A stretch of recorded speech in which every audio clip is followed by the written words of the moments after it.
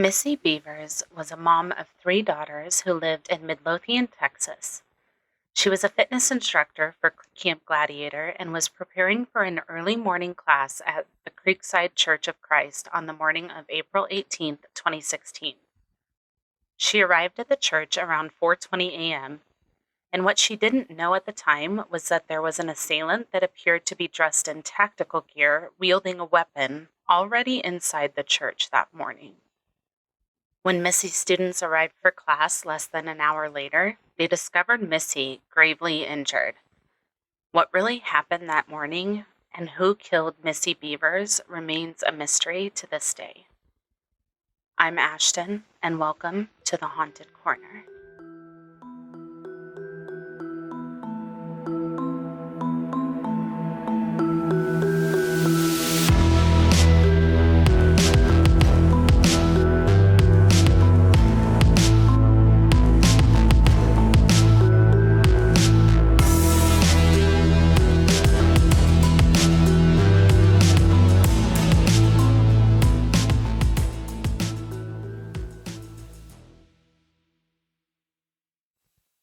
Hey everyone, welcome back to the Haunted Corner. In today's episode, we're going to be discussing the murder of Missy Bevers. This one remains unsolved to this day. There's not a lot of information, and despite having actual surveillance footage of the alleged suspect, no one has been arrested for this murder. So let's get into it. Terry, also known as Missy Bevers, was born on August 9th, 1970 in Graham, Texas. She married her husband Brandon Bevers in 1998, and the two had three daughters together. Missy was previously a special education teacher before staying home with her children after they were born. And at the time of her death, she was working as a fitness instructor for Camp Gladiator. According to the Camp Gladiator website, quote, CG believes in your ability to transform your body and your life. That's why our certified experts create full body workouts and nutrition coaching for you and your unique goals. We're here to help guide you, motivate, and celebrate your progress every step of the way, end quote. Missy taught Camp Gladiator classes for people in the community, which is something she was really passionate about. According to her husband, Brandon, Missy absolutely loved being a personal trainer, and helping people was something she was extremely passionate about.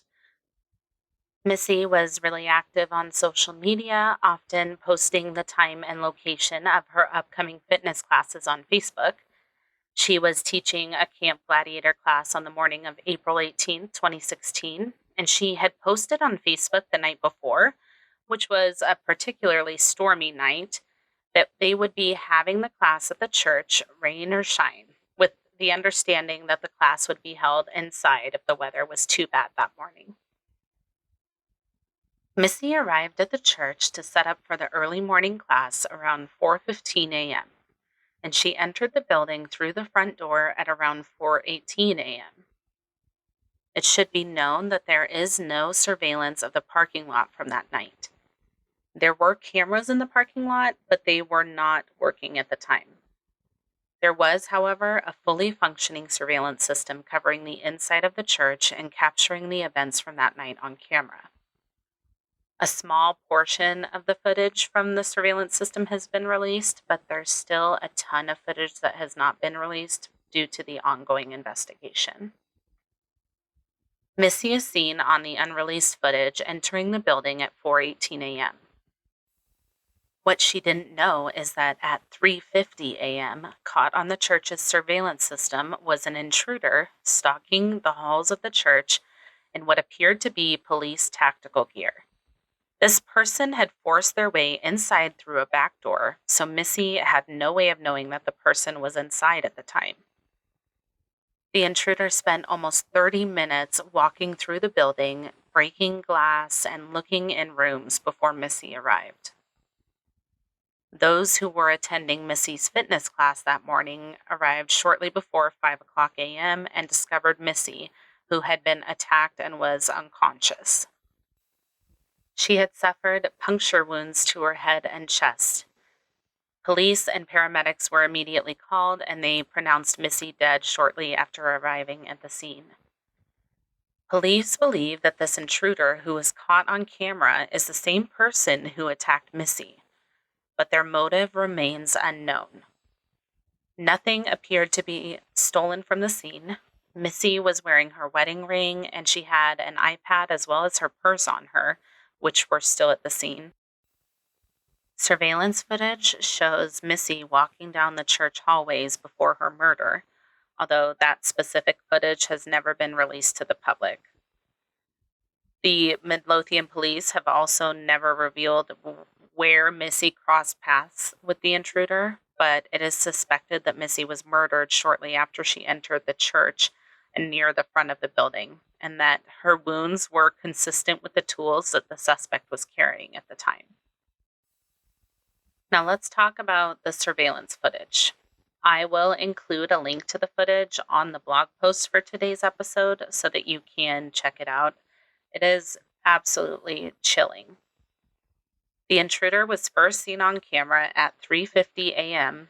and is seen walking through the church, breaking glass with what appears to be some kind of a weapon, possibly a hammer.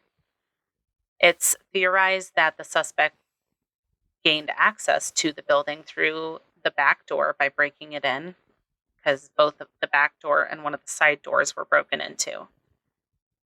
The suspect appears to be searching for something in the building, and they are wearing what looks like SWAT gear from head to toe.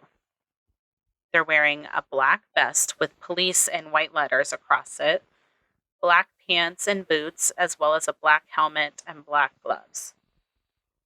People have speculated about whether or not this tactical gear is real, as it is pretty easy to acquire the gear even if you're not in law enforcement, and it's pretty cheap too. It's not as expensive as you would think it would be. It also looks like they may be wearing some kind of utility belt, possibly holding more weapons. As the suspect is walking through the building, they attempt to enter a few doors and even try to pry a door open with a pry bar and a hammer, possibly. Around the 127 mark, the suspect opens a door and quickly realizes that that's the church's nursery, because it's a two-part door with a top and a bottom part that both open, and so the suspect doesn't enter that room. It doesn't appear that the person is very familiar with the building or the layout. They're just kind of wandering aimlessly and looking in every room. It also appears that they're carrying a thin white box as they come out of the next room that they leave. This room was room 10, and it was the youth group room. And as the suspect leaves the room, you can see that they're carrying a thin white box, but as previously reported, nothing was stolen from the scene, so it's unclear what they were doing with that box or what it was.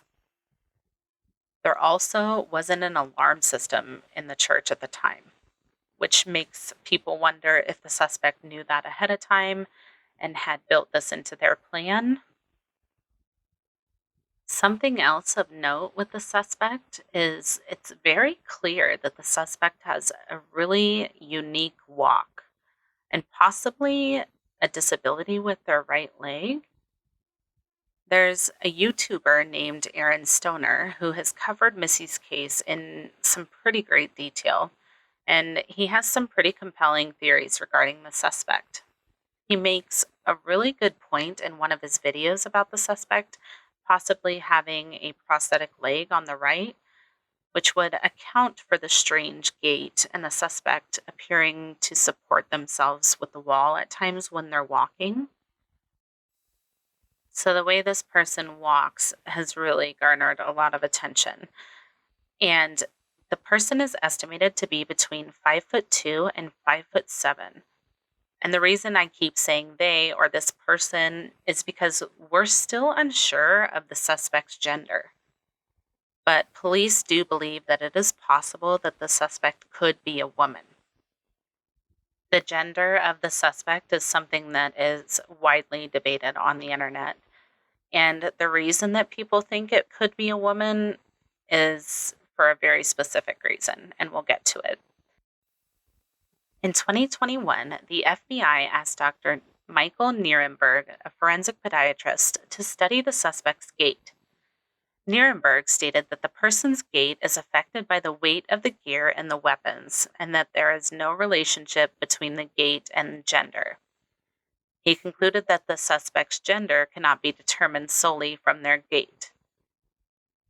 So a lot of people had thought that because the person in the video was walking so strangely, that it could be possible that it was a woman wearing the gear and they weren't familiar or used to wearing that kind of gear, and maybe the boots were a little bit too big, which caused them to walk kind of funny. So that's one of the theories.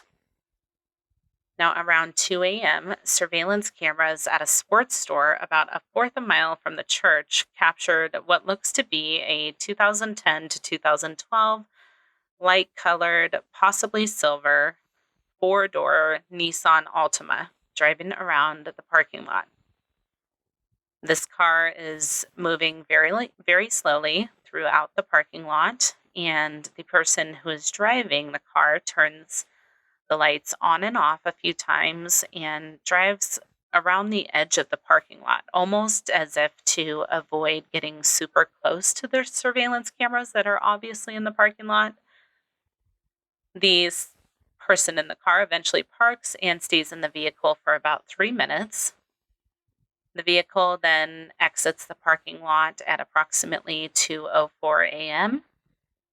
And it's really widely debated where this car came from and if this might be the suspect who was casing another building prior to going to the church. Who knows? It's still not clear.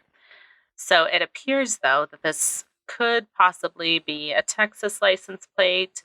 It's really hard to tell because the surveillance footage is so grainy and it was also raining that night. But according to a still image released by police, there's a distinct sticker on the back of the car that police hope can help people identify the car. So it's theorized that this person could be the same suspect who broke into the church later that morning. And police have requested that the driver of the car come forward to explain their behavior that night, but they never have. After Missy's body was found, canines were brought in to search the church for evidence. There hadn't been a murder there in over 7 years, and the Midlothian police struggled to identify a motive at first. Nothing appeared to have been stolen from the scene, so it really didn't appear as if this was a burglary in progress that Missy had interrupted. So was Missy targeted? Police began to believe that she was. The police also believed that the attacker wanted to make it seem like it was a burglary gone wrong. But why? Why would anyone want to hurt Missy, and who would want to hurt her? Police began looking into potential suspects. They obtained search warrants for phone records for several people, including Missy's husband Brandon, as well as both his parents. According to the search warrants, text messages between Missy and Brandon indicated that there were issues within the marriage with reports of infidelity and financial troubles. As always, they looked into her family members first, including her husband Brandon. However, his alibi did check out. He was on an annual fishing trip in Mississippi and was confirmed to be there by eyewitnesses as well as hotel and car receipts. The day after she was murdered, Brandon spoke to the media and described how proud he was of his wife and that she was an amazing mother and a godly woman. He said that the last time he spoke to Missy was the night before she was murdered. He also mentioned something that struck me as a little bit strange. He described how Missy would text him every day for the last 10 months saying she loved him and to have a good day. They had been married for almost 20 years, so it just made me wonder, did something happen 10 months ago within their marriage that changed their relationship?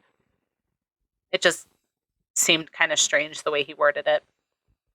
But eventually, Brandon was cleared when his alibi checked out.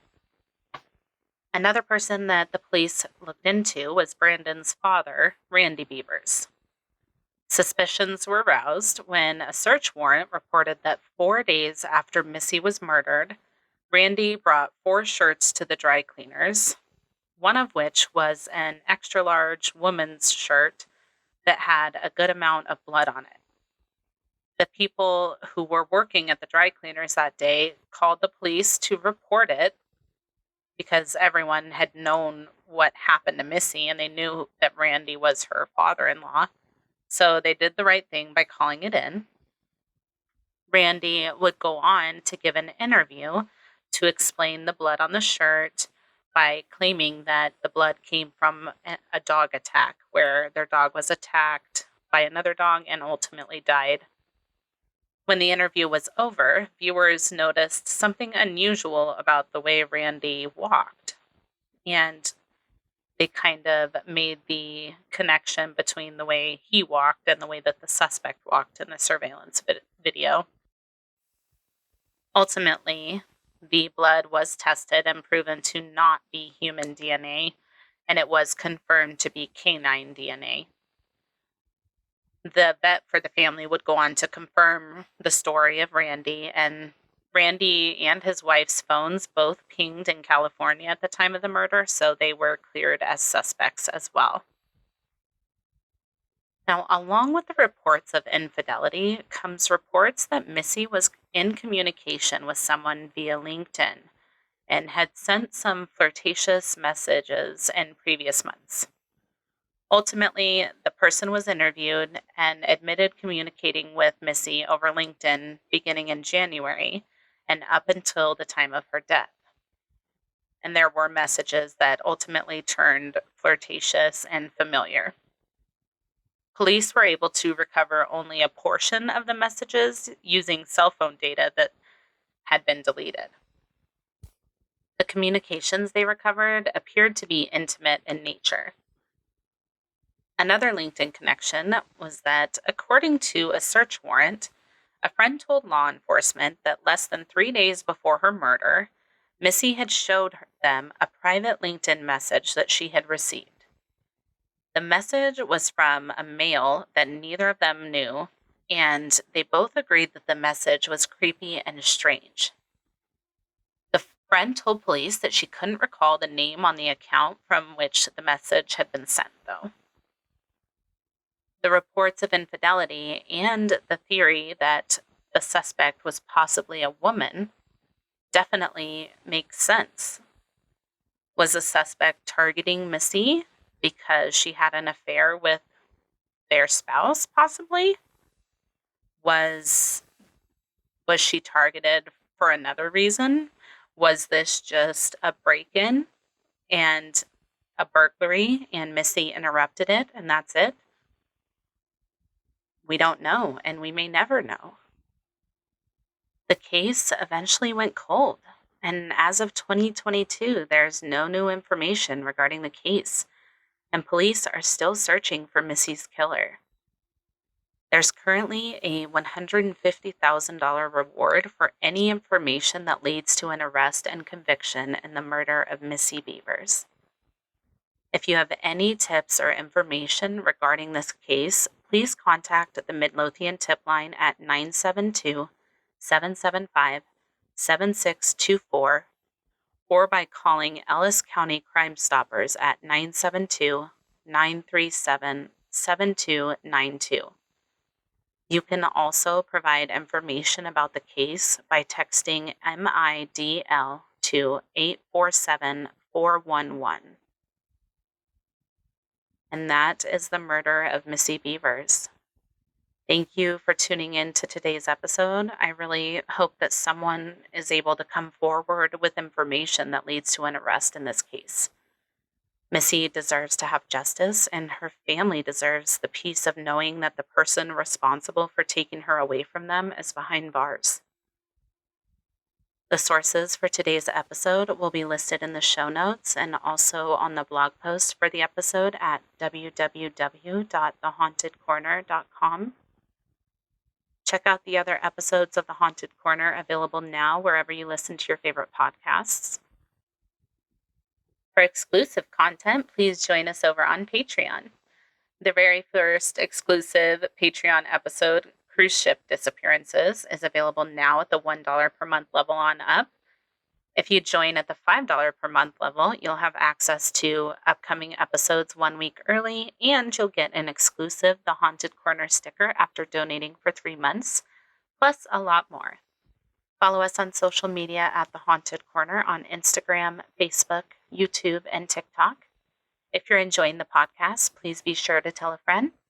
And if you have a case suggestion, please send it to thehauntedcorner@gmail.com or submit it through the website.